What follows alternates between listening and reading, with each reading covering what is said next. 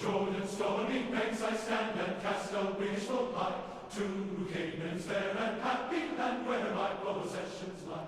There generous fruits that never fail on trees immortal grow. There rocks and hills and brooks and vales with milk and honey flow. I am bound for the promised land, I'm bound for the promised land. Oh, who will come and go? In 1862, Mads and Mattie Hansen, their 3 children, and Mattie being pregnant, were bound for the promised land. But many cousins, ancestors, came before, and many came after them. Why were they bound for the promised land? They came for religious freedom, better living conditions and work opportunities, to act on their faith, and to be with family members in the new land. From Denmark came the Hansens and the Andersons.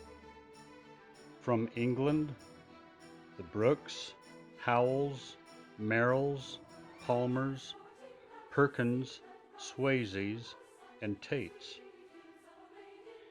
The Ripplingers and Pettits came from France. The Reims from Germany. The Hogelands came from Holland.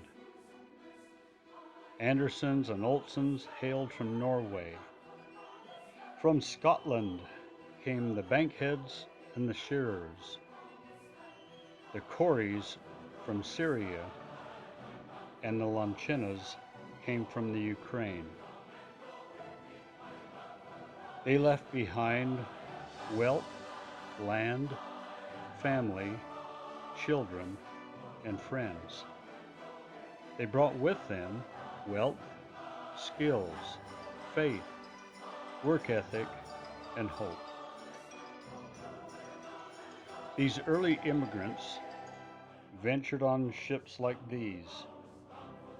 The trips across the Atlantic took between 7 to 10 weeks, depending on the weather, for 1700s and 1800s vessels. A long time for families and individuals to endure. The early 1900 ships made the trip in 6 to 10 days. Between 1850 and 1900, more than 12 million immigrated from Europe to the United States. Early ancestors helped build towns and develop the young country. They explored the wilderness. Some even fought in the Revolutionary War. With the purchase of Louisiana from the French and the subsequent Lewis and Clark expedition, along with gold being discovered in California, people from the east started to head to the south, the north, and especially the west. The railroad at that time only went as far as Omaha. The state-of-the-art mode of travel past Omaha was covered wagon, horseback, handcart, or on foot. The Oregon, Mormon, and California trails were a thoroughfare for tens of thousands of immigrants heading west. The Andersons, Bankheads, Hansens, Howells, Merrills, Perkins, Swayze, and Tates came by wagon or handcart. This was a long 1,031-mile journey that took 97 days by wagon or 75 days by handcart. Those ancestors suffered both in body and spirit.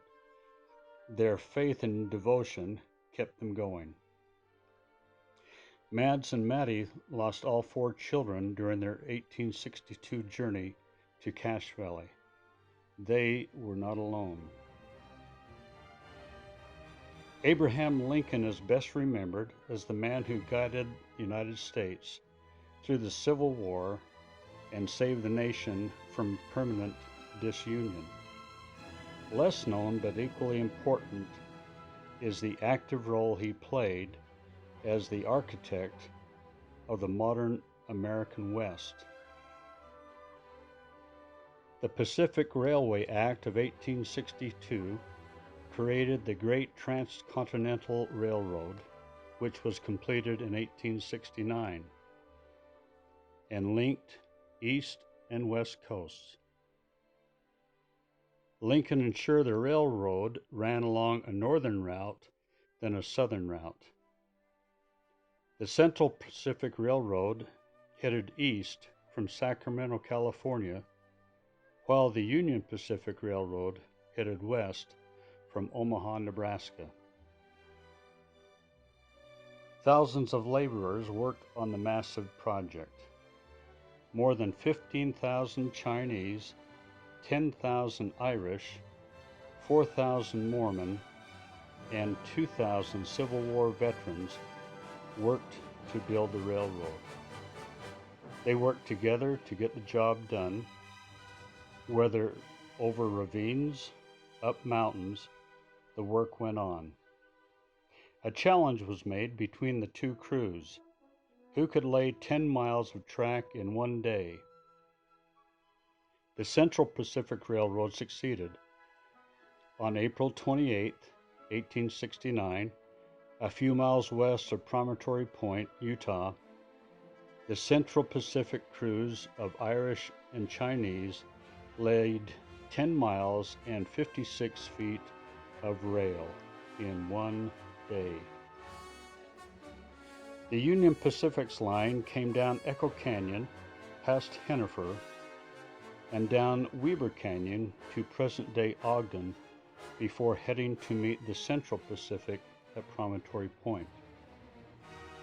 Toward the end of construction, money was tight, and the Mormon workers were not paid on time. So, Brigham Young said they would take their payment in railroad ties, rails, spikes, and all such parts. This material was used to build a rail line to Great Salt Lake City. When completed, a railroad trip from Omaha to Great Salt Lake City took only about 6 days. This helped many of our ancestors. Yes, Mads and Medi were brave, devoted ancestors, but so were these.